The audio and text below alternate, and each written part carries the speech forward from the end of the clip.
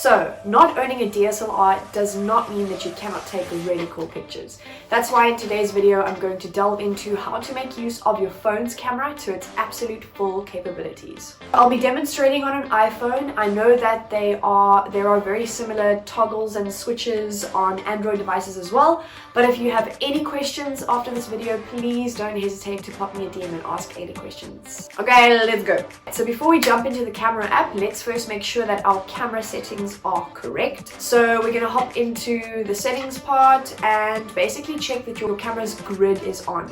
Now, having the grid on is absolutely preferential.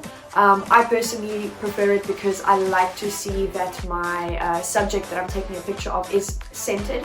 Or if I'm playing with framing that makes my subject a little bit off frame, I still like to know exactly where the center is. So you may wonder, why is it important to know where the center of a photograph is? And this is specifically for cropping. I'm sure a lot of you have kind of experienced a situation where you basically take a really cool portrait picture, maybe some important elements are around the edges, but then when you take the picture into Instagram actually crops your picture 4x5, so you kind of have to choose between the top and the bottom.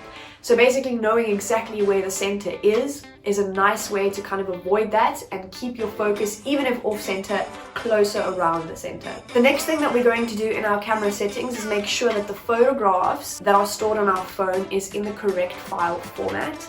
So typically I know that iPhones store photos in high efficiency mode. This is kind of the standard setting that the phones do come with. So you're going to have to go into your settings and basically change it from high efficiency to most compatible. So the difference between high efficiency and most compatible is high efficiency, abbreviated as HEIF, H-E-I-F, decreases the size of the actual photograph, which means it kind of decreases the quality as well. Most compatible mode stores the pictures in JPEG format. JPEG is one of the world's most popular picture formats there are, and therefore the most compatible, and they are generally of higher quality compared to HEIF. So if you actually compare a HEIF photo with a JPEG photo, you'll actually be able to see that there is more detail in a JPEG picture. So make sure that your settings on your phone are correct and you will already be stunned at the difference. Now, the second tip before we go into our camera app is wipe your phone's camera lens. You guys will be so impressed at what quality difference it makes from when you wipe your camera lens to when you don't.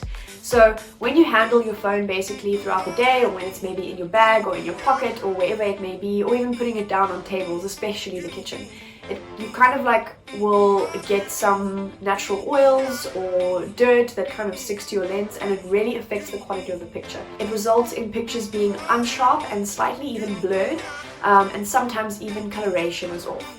So when you wipe your lens, it's already like magic. I generally use whatever I'm wearing to wipe the lens, as long as it's not any materials that can possibly cause little small scratches. I know that cotton in general is best. Going into the camera app, so just before you're about to take a picture, you must kind of think of your best friend in this situation. And in this situation, your best friend is light. I generally avoid taking pictures in low light. You will definitely notice a quality difference that when there is less light, you have a lot more noise in a photograph. Even though a lot of new smartphones do claim their night modes to be really good, I do still anyway try to stay away from taking a series of photos at night where possible. In daylight, there's also a golden rule. Make sure that when you are taking a picture that your subject is facing the light and they are not against the light.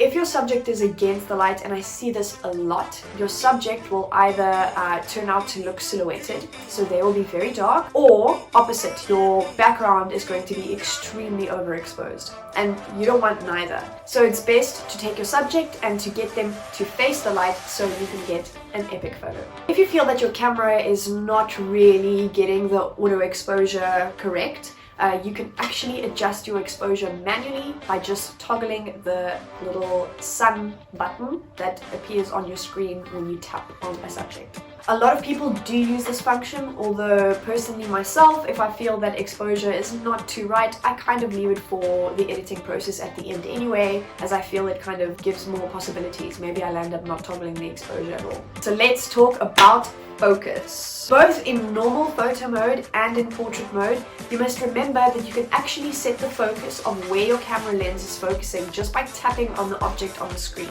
A lot of us forget about this, and I forget about it myself a lot too, where you kind of land up moving your phone around to get the focus of a certain subject you're trying to get, instead of actually just tapping on the screen and setting the focus without having to adjust the framing. And the best part is, if you switch your phone to portrait mode, if you have a portrait mode, if you press the little F icon, you can actually adjust the depth of your portrait pictures. How cool is that?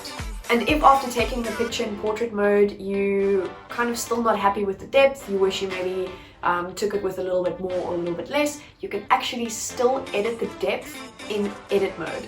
And last but definitely not least is, a lot of devices have built-in filters into the camera app, and my advice is to avoid those filters. Rather take your pictures naturally on your phone, as there are much more editing, let's say, possibilities in the post process with the various apps that I discussed in the first video.